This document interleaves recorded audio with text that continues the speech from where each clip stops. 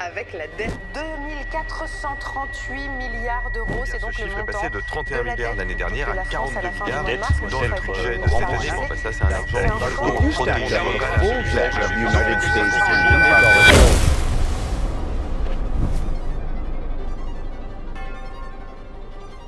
Et si je vous disais que si toutes les dettes étaient remboursées, la société n'aurait aucun argent? Genre rien du tout.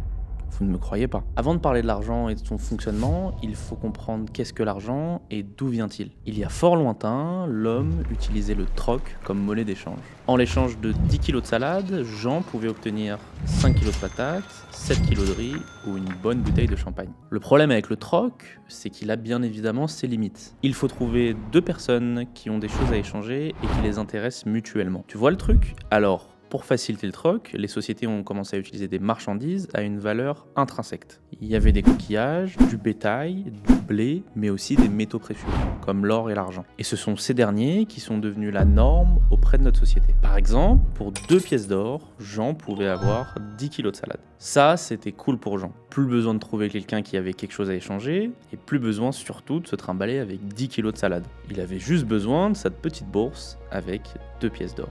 Sauf qu'un autre problème commença à pointer le bout de son nez. Imaginons que Jean vend 10 salades par jour. À l'époque, ça travaillait 7 jours sur 7, 24-24. Ça n'existait pas les congés payés. Donc prenons l'exemple qui travaillait 30 jours par mois. À la fin du mois, Jean se retrouvait avec 60 pièces d'or. Tu multiplies ça par 12 et en un an de temps, Jean se retrouvait avec 720 pièces d'or. Mais bref, là n'est pas le problème. Jean avait une petite maison et les sacs commençaient à s'empiler peu à peu dans sa chambre. En plus de ça, il y avait des rumeurs de cambriolage dans le voisinage. Jean n'était bien évidemment pas rassuré, il devait trouver un moyen de mettre ses pièces d'or à l'abri. C'est à ce moment-là précis de notre histoire que les orfèvres ont commencé à faire leur apparition. En plus d'être des faiseurs de pièces d'or, ils sont devenus des gardiens de pièces d'or. Jour après jour, travailleurs, nobles, commerçants venaient déposer leurs pièces d'or chez eux. L'or était en sécurité et l'orfèvre prenait un petit pourcentage pour effectuer ce service. Mais c'est à ce moment-là précis qu'un autre problème a fait son apparition. Comment faire tourner l'économie si toutes les pièces d'or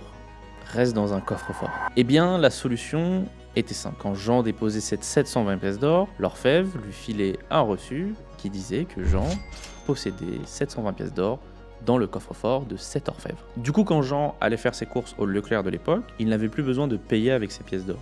Il payait avec son reçu. Et voilà, la monnaie papier venait d'être créée. L'histoire aurait pu s'arrêter là.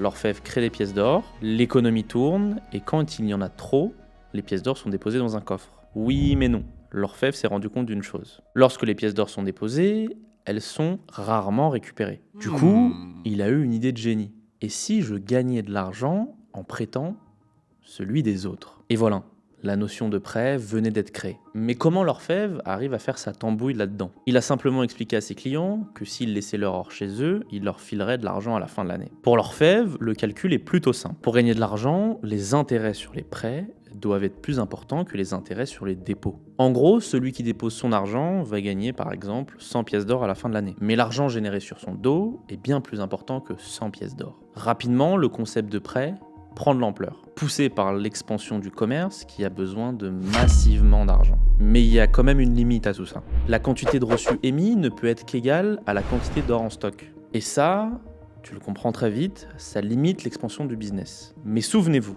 les pièces d'or ne sont presque jamais retirées. Il n'y a que l'orfèvre lui-même qui connaît le montant exact dans les coffres. C'est à ce moment-là que les choses commencent peu à peu à se flouter. L'orfèvre se dit: et si je faisais des prêts sur de l'or qui n'existe pas? Il en parle aux politiques et la pratique est légalisée. Et voilà, le système bancaire que nous connaissons aujourd'hui venait d'être créé, et le système de dette aussi. Parce que la dette, c'est en majeure partie de l'argent prêté qui n'existe pas. Mais comment fonctionne exactement ce système de dette? Reprenons notre exemple avec Jean. Cette fois-ci, il emprunte 1000 pièces d'or qui, je le rappelle, n'existent pas. L'orfèvre va donc créer une ligne de dette de 10 pièces d'or, plus, exemple, 10% d'intérêt sur le compte de Jean. Dans sa comptabilité, il va également créer un montant d'emprunt sur la promesse du payeur qui lui dit « T'inquiète, monsieur l'orfèvre, je te rembourse sans problème. » Tout content, Jean sort de chez l'orfèvre avec un reçu de 1000 pièces d'or, qui n'existe pas, je le rappelle. Maintenant, c'est au tour de Bérénice d'emprunter 800 pièces d'or.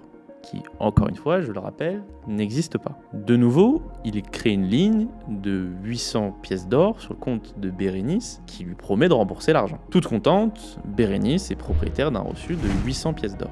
Enfin, c'est Roger qui part rendre visite à notre orfèvre pour emprunter 700 pièces d'or. Vous connaissez la chanson, ces pièces d'or, l'orfèvre ne les a toujours pas. Mais Roger promet à l'orfèvre de le rembourser avec 10% d'intérêt. T'inquiète, monsieur l'orfèvre, je reviens tous les mois te rembourser. Lui aussi repart heureux, qui informe que Roger est propriétaire d'un reçu de 700 pièces d'or. À la fin de la journée, l'orfèvre fait les comptes. Ce sont 2700 pièces d'or prêtées pour 270 pièces d'or d'intérêt, qui, je le rappelle, sont des pièces d'or qui n'existent pas. Vous voyez un peu le délire ? L'orfèvre ne prête pas de l'argent réel, il le crée. C'est ce qu'on appelle l'argent-dette. Le truc le plus magique dans tout ça, c'est que comme la dette est illimitée, l'argent qui peut être créé est lui aussi illimité. Et alors qu'autrefois, l'argent représentait la valeur d'une marchandise, comme l'or, le coquillage, le bétail, de nos jours, l'argent représente une dette. Alors qu'avant, un euro papier pouvait être changé contre de l'or. Aujourd'hui, un euro papier peut uniquement être échangé contre un euro papier. On échange du vent contre du vent. Bon là vous allez me dire, oui mais les banques détiennent de l'or en guise d'assurance au cas où faut rembourser tout le monde. Eh bien pas du tout. Mais alors, pas du tout. L'euro, comme le dollar, ne sont plus des monnaies étalons d'or, ce sont des monnaies fiat.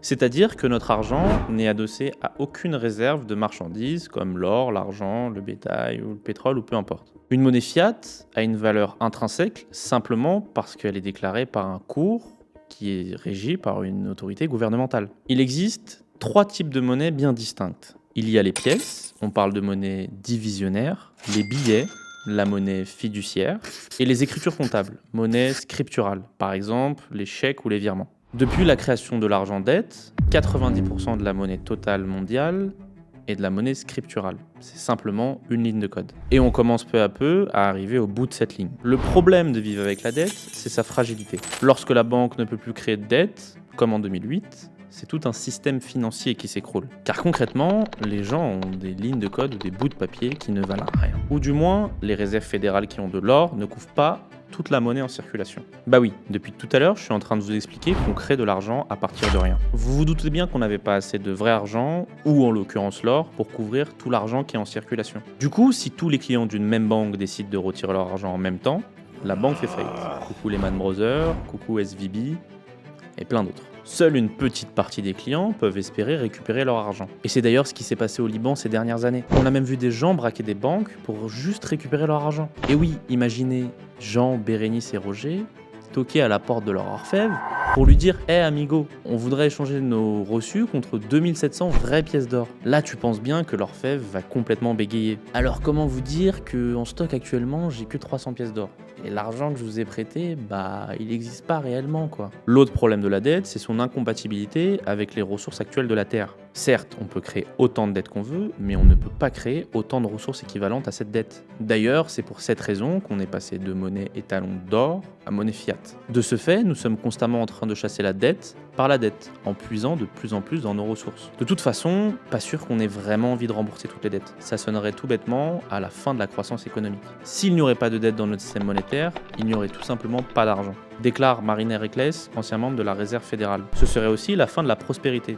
Et surtout pour les riches, qui deviennent toujours plus riches lorsque la dette augmente. Aujourd'hui, il n'est plus question d'orfèvre, d'or ou de reçus. Tout a été remplacé par le système bancaire qui fonctionne avec. Des banques centrales qui protègent des banques commerciales, du moins à la hauteur de ce qu'elles peuvent. Des devises fiat qui ont été créées par un décret gouvernemental. Euro, dollar, livre, etc. Des lois qui en font la monnaie que les citoyens doivent accepter en tant que paiement. Et des banques commerciales, souvent privées, qui jouent avec ces lois. Alors sur le papier, tout ça semble complètement fou. Mais c'est en fait compréhensible. Comme on l'a dit, s'il n'y avait pas de dette, il n'y aurait pas de croissance. Du coup, toute cette dette est utile. Elle permet de créer de l'argent qui va circuler dans l'économie. Mais le problème, c'est qu'on en a clairement abusé. Alors la question qu'on devrait se poser, c'est: existe-t-il un système, une configuration plus efficace que notre système bancaire actuel, qui ressemble plus à un tour de magie qu'autre chose? On l'a vu ensemble dans cette vidéo, le système bancaire actuel est plutôt bancal. Mais alors, comment tout ça tient encore debout? La première raison, c'est qu'on fait confiance à ce système. D'ailleurs, le terme fiduciaire vient du latin fiducia, qui veut dire confiance. Ensuite, ce système fonctionne parce que les gouvernements coopèrent avec ce fonctionnement. Mais surtout parce que nous vivons avec 3 croyances assez fortes avec lesquelles on a grandi. La première, c'est que l'argent est fabriqué par l'État. Ce qui est faux, elle est fabriquée par les banques. D'abord commerciale, puis centrale. qui s'endettent pour protéger les banques endettées. La deuxième, c'est que les banques ont de l'argent réel en stock, par exemple l'or. Ce qui est également faux. Certaines banques n'ont même pas de quoi baquer vos billets ou vos pièces de monnaie. Coucou la Grèce. Et la troisième, c'est que les banques prêtent du vrai argent à leurs clients. Là encore, c'est faux. Elles créent de la dette, de toute pièce, de l'argent qui n'existe pas. Bien sûr, ces croyances nous exposent à de futures crises financières que la finance décentralisée pourrait contourner. Par exemple, avec le Bitcoin, l'offre est limitée à 21 millions de Bitcoins. C'est-à-dire qu'une fois qu'ils seront créés, minés plus précisément, il sera impossible d'en produire plus. Cette limite est là justement pour qu'on ne puisse pas créer de l'argent comme par magie. D'ailleurs, j'en profite pour vous dire que si vous souhaitez miner du Bitcoin, il y a un lien en bio de cette vidéo. Je suis moi-même mineur de Bitcoin, j'ai actuellement 50 machines qui sont en train de tourner. Et j'ai décidé de créer une entreprise qui installerait des machines à côté des miennes. Voilà, c'était le petit instant promo de la vidéo, on peut reprendre. Sur la Terre, il y a une quantité limitée d'or. Une fois qu'on a extrait tout l'or de la Terre, on peut pas l'inventer. Et on a vu ensemble, une des sources du problème financier actuel, c'est qu'on invente de l'argent comme ça, quand on en a besoin. Donc l'avantage du Bitcoin, c'est que les prêts, les intérêts et la dette ne pourront se faire que sur les 21 millions de Bitcoins existants en circulation. Contrairement à la monnaie fiduciaire d'aujourd'hui, qui n'est qu'un puits sans fond qui perd en valeur chaque année. Au-delà d'avoir un système financier plus concret et plus logique, on décentralise le pouvoir. Et ça, c'est absolument pas négligeable. Si les banques centrales et autres institutions gouvernementales n'ont plus le pouvoir, elles ne peuvent plus nous imposer une monnaie qu'elles peuvent créer comme bon leur semble. On n'est plus leurs esclaves de leurs décisions. On reprend le pouvoir sur notre argent. Ça n'a rien à voir avec le système financier, mais c'est une chose indispensable à avoir en tête. Si on contrôle vos ressources, on vous contrôle, vous n'êtes pas vraiment libre à la finale. D'ailleurs, j'ai une question pour vous que vous pouvez répondre en commentaire. Est-ce que vous pensez que la crypto-monnaie est une réponse à un monde économique plus durable? Voilà, on arrive à la fin de cette vidéo. J'espère que vous en avez plus appris sur le fonctionnement du système bancaire et que par extension, vous commencez à mieux comprendre ce qui se passe autour de vous. Le savoir est un super pouvoir. En tout cas, si vous avez aimé ce contenu, n'hésitez pas à vous abonner à la chaîne, à liker et à commenter. Et merci à toutes les personnes qui ont regardé cette vidéo jusqu'à la fin. On se retrouve prochainement pour une nouvelle vidéo. C'était Kylian et je vous dis au revoir.